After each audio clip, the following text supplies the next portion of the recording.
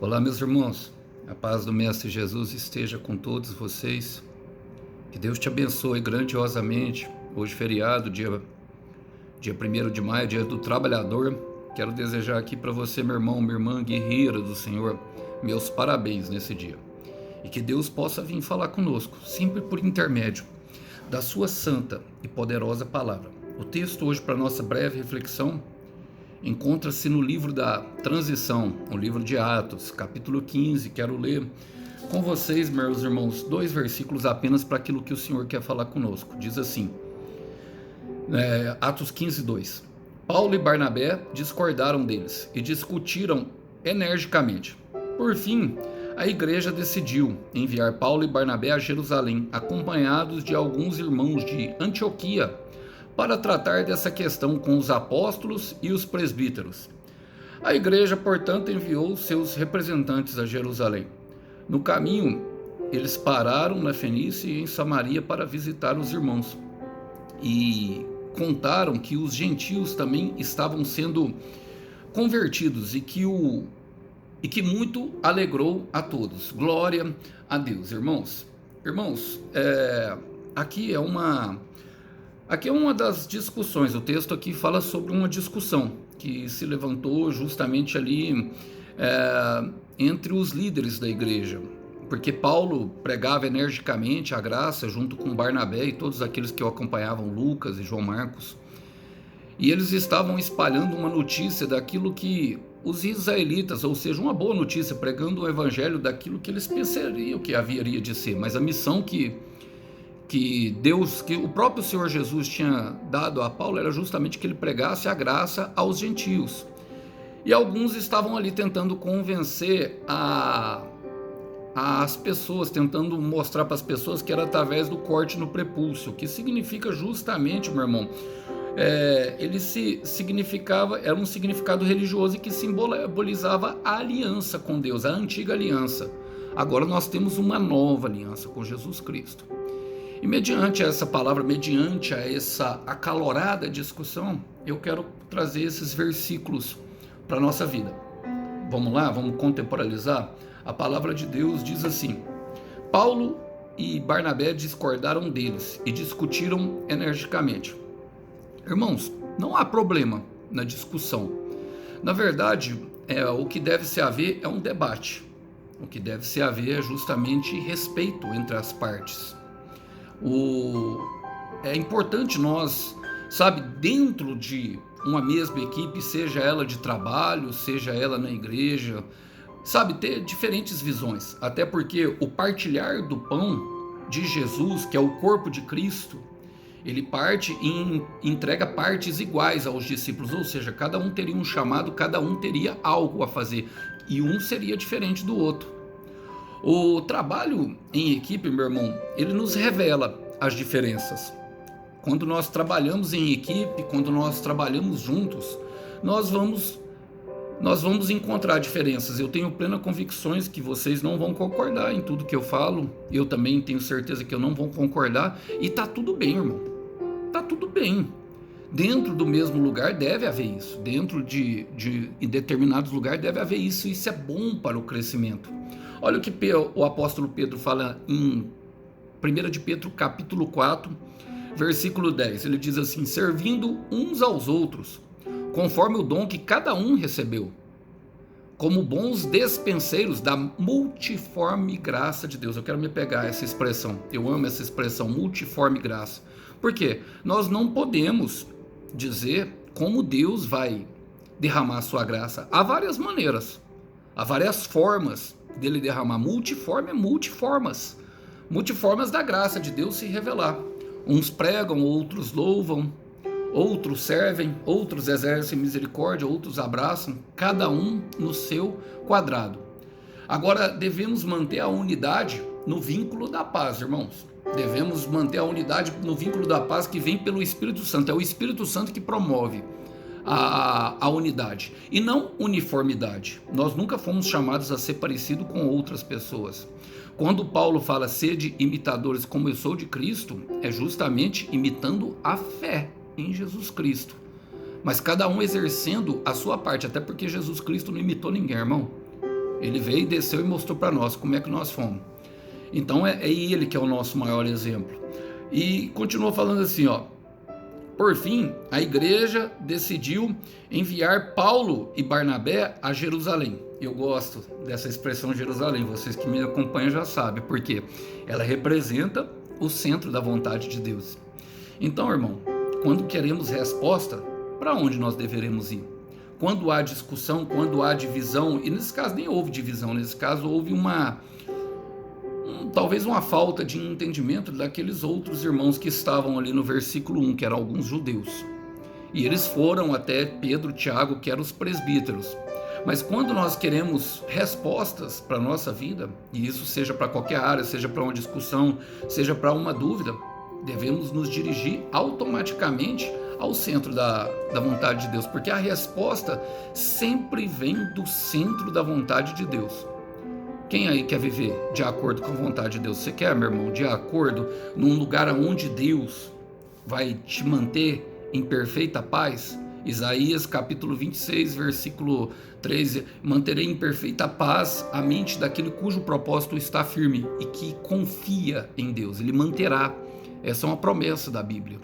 Agora, nós deveremos estar ali na vontade dele para a nossa vida, não na vontade do nosso pai, não na vontade da nossa mãe, não na vontade do nosso pastor, não na vontade do presidente da república, é no centro da vontade de Deus.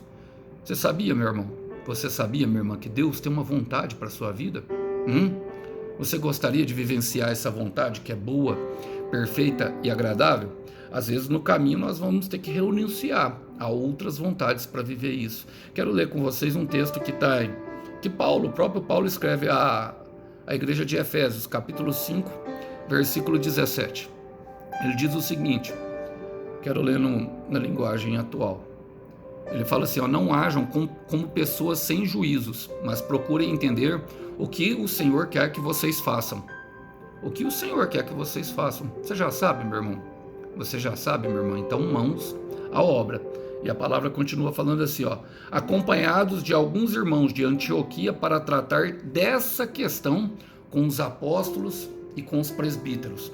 Quem eram os apóstolos, irmãos? Os mensageiros da palavra. E os presbíteros?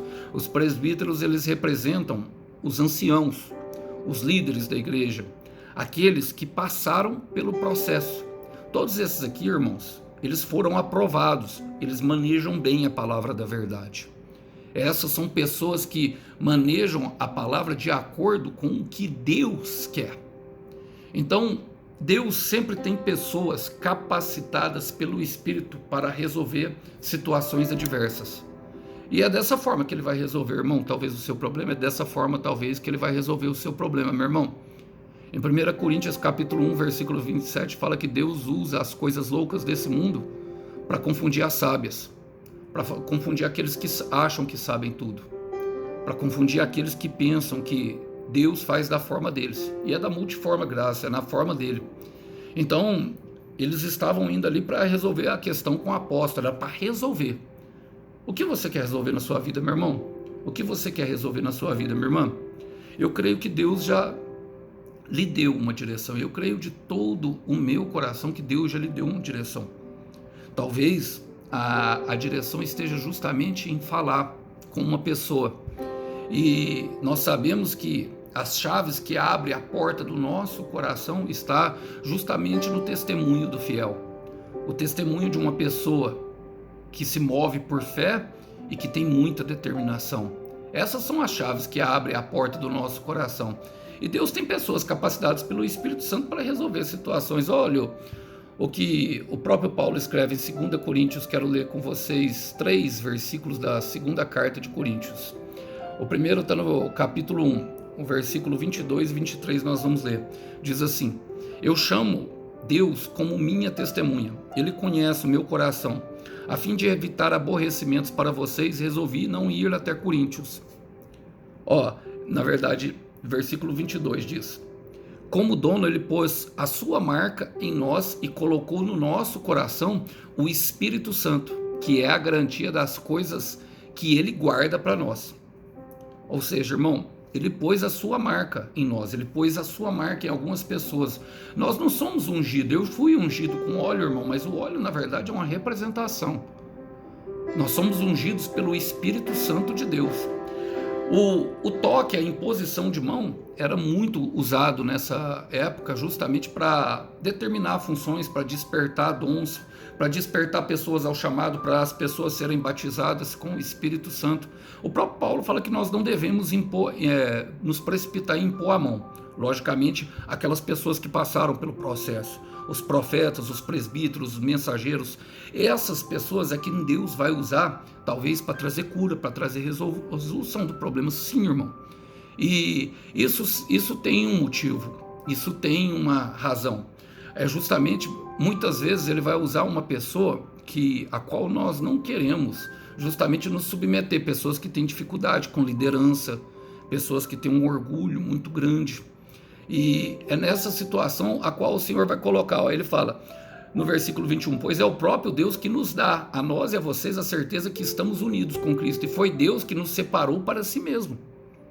Agora no capítulo 3 de 2 Coríntios, no versículo 5, olha o que o próprio apóstolo relata a esse povo, ele fala assim, ó, e nós, não há nada que nos permita afirmar que somos capazes de fazer esse trabalho, pois a nossa capacidade vem de Deus.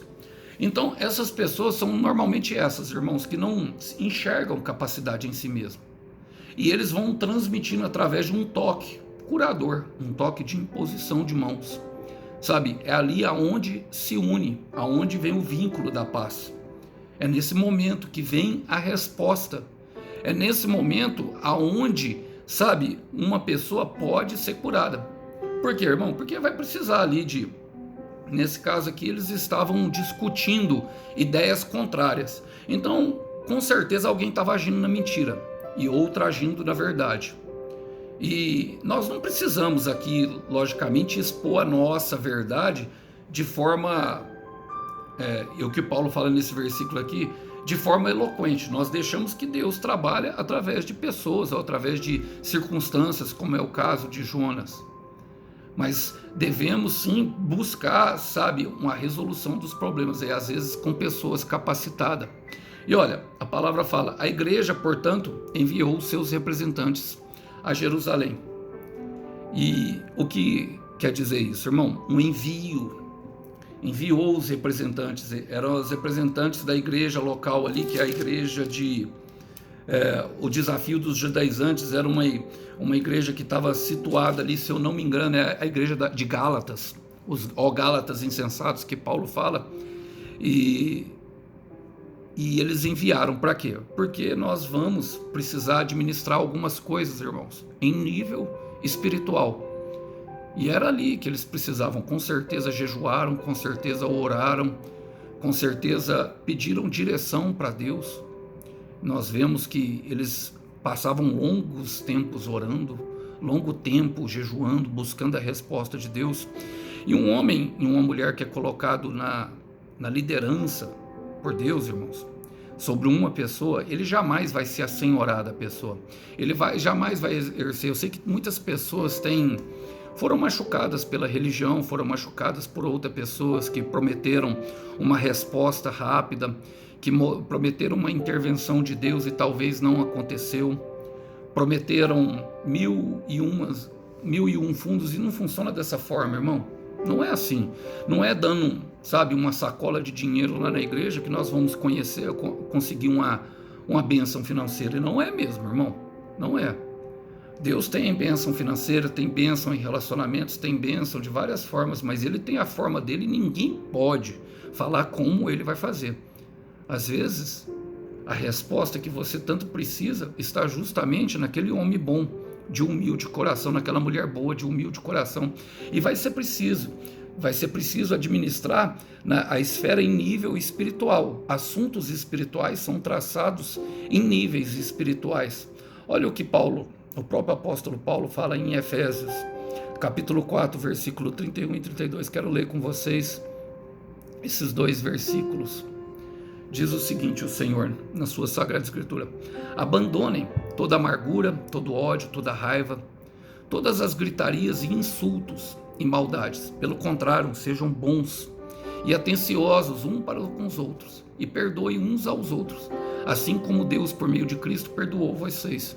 Era por isso que Tiago fala na sua epístola, irmãos, que nós devemos confessar os nossos pecados uns aos outros. Perceba que na reunião, irmão, normalmente é justamente para confessar pecado uns aos outros. Para quê? Para que os presbíteros venham, imponham a mão, e para que nós venhamos a ser curados. Irmão, quando nós confessamos pecado para Deus, nós somos perdoados, mas é um para os outros que obtém a cura. A palavra é clara nisso. E eu sei que nós temos uma tendência de guardar algumas coisas para nós, porque nós ficamos com medo do que os outros vão achar. Temos vergonha, sentimos receio de como vamos nos tratar. Por isso o Senhor, ele começa falando: abandone toda amargura, todo ódio, toda raiva. E nós abandonamos isso, expressando, irmão, quando nós não abrimos a boca, quando nós não temos uma pessoa madura na fé para ouvir. E olha, eu vou te falar, irmão, você pode falar para o seu pai, você pode falar para sua mãe, e se tiver algum psicólogo me ouvindo, me desculpe, mas você pode falar para o psicólogo, você pode falar até para o psiquiatra, mas se for de cunho espiritual, tem que ser um presbítero. É assim que Deus determinou, é assim que está na palavra dele. E nós devemos sim esconder promessas no coração, guardar alguns segredos que Deus nos fala, mas pecado, irmão, deve ser confessado. Pecado, minha irmã, deve ser confessado. Porque o pecado, ele traz a raiz de amargura que contamina muitos. Muitas pessoas têm tentado dentro do seu quarto, sabe? Dentro da sua, até mesmo na sua intimidade com Deus. E Deus é poderoso, irmão. Sim, ele é poderoso para perdoar e para purificar. Mas a cura do mal, do vício que leva a nossa alma a pecar novamente, é somente confessando um ao outro. Quem Deus te mostrou que você deveria confessar pecados? Quem Deus colocou na sua vida? Qual o homem, qual a mulher que é uma pessoa que é madura na fé, que pode te fornecer e te ajudar a administrar as suas demandas espirituais? Procure essa pessoa, irmão. Procure essa pessoa, meu irmão. Não perca mais tempo, não. A palavra continua falando assim, ó. No caminho, eles pararam em Fenícia e Samaria para visitar os irmãos. E contaram aos gentios também que estavam sendo convertidos. Uma boa notícia, irmão, encontraram com irmãos. Por quê? Esses irmãos aqui, ó, da Fenícia e Samaria, Fenícia deve ser fruto daquela mulher de Sirofenícia, a qual Jesus talvez curou, que está em Mateus 15. Aquela mulher que fica rogando aos discípulos, a Jesus, e os discípulos falam assim: ó, manda ela embora. E Jesus não responde ela com palavra, fica calada. A mulher dos cachorrinhos, talvez seja fruto dela. Ela confessou lá e ela falou com Jesus e pediu um milagre para a filha dela que estava miseravelmente endemoniada. Mas o que a palavra fala sobre justamente o que acontecia nessa região aqui de Fenícia e Samaria? A fé, meu irmão, avançava naquele momento. A fé daquele povo, sabe, crescia. Então é no caminho, meu irmão, que nós nos colocamos, dando passos, que a nossa fé avança. É no caminho, não é parado, não é escondido na caverna, não é escondido dentro do quarto, sabe, não é enfrentando a depressão sozinho, não, é no caminho, irmão. É na disposição de caminhar. No caminho o Senhor protege, no caminho o Satanás não tem acesso à semente, no caminho você vai ver as maravilhas e os milagres de Deus, é no caminho, é no caminhar. Olha, e é por isso que Paulo fala justamente a carta de Filipenses, capítulo 3, versículo 14 e 15, versículo 13 e 14, ele diz assim: é claro, irmãos, que eu não penso que já consegui isso, e ninguém de nós conseguimos, todos nós estamos caminhando. Porém, uma coisa eu faço: eu esqueço aquilo que fica para trás e avanço para o que está na minha frente, corro direto para a linha de chegada, a fim de conseguir o prêmio da vitória. Esse prêmio é a nova vida para a qual Deus me chamou por meio de Cristo Jesus. Agora, tem muitas pessoas que têm esperado, esperam, sabe, sobrevivendo. Não esperam vivendo, esperam, sabe, até acreditam já nas palavras, mas ficam trancadas dentro do quarto, trancado, e até conseguem alguns dias, meus irmãos, sabe, viver bem. Deus fortalece, só que sempre caem, sabe, naquele mesmo conto de tentar maquiar para todo mundo que está se sentindo bem, quando na verdade o que tem invadido dentro do coração é as trevas, é uma escuridão profunda, e só essa pessoa sabe disso. Eu sei que eu estou pregando para uma pessoa aqui assim, eu sei que Deus está falando com um coração que se sente indigno, mas eu quero te dizer que a tua escuridão que tenta tomar conta do teu coração não assusta Jesus, não ofusca a luz que brilha nele, não. Então, é avançando ao prêmio da soberana vocação, uma vida nova, uma vida de vitória, um novo e vivo caminho. E olha, eu sei que talvez você no meio da caminhada contou para muitas pessoas que não conseguem entender o seu coração, mas Deus já te mostrou uma pessoa que consegue entender, que passa pelo mesmo processo. Será nesse encontro que você encontrará aquilo que eles encontraram, o que muito alegrou a todos. Sabe por quê, meu irmão? Quando a mensagem ganha espaço no coração, a alegria vem, a alegria virá, a alegria vem e ela contagia. Olha, eu falo muito sério, talvez, e eu falo talvez num tom de certamente, a salvação que você tanto espera está no passo que você não quer dar, tanto seu como da sua família. Talvez a salvação que o irmão Alisson espera está justamente naquele passo que nós não queremos dar, seja por vaidade, seja por ego, seja por orgulho, seja por vergonha, seja por simplesmente estar machucado, ferido pela religião, porque tantas pessoas prometeram muito, mundos e fundos, e não aconteceu nada. Eu quero te dizer, meu irmão, e quero te incentivar, vá, porque se essa mensagem ganhar espaço no teu coração, a alegria virá e contagiará, e o Cordeiro tem sim uma recompensa para o teu sacrifício. Eu quero ler com vocês, para terminar, João capítulo 15, versículo 11, palavras do próprio Senhor Jesus: estou dizendo isso para que a minha alegria esteja em vocês e a alegria de vocês seja completa. Deus tem algo completo, e a obra que Ele começou em tua vida vai terminar, minha irmã, vai terminar, meu irmão, em nome de Jesus. Aquele que começou é fiel, sabe, para terminar. Aquele que te prometeu é fiel para cumprir.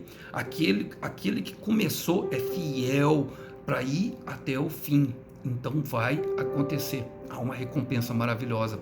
Coloque-se em ação. Que Deus abençoe os irmãos, que nós possamos ficar com a paz do Senhor Jesus e com a resolução de fato dos nossos problemas. Que Deus abençoe. Até uma próxima. Tchau, tchau.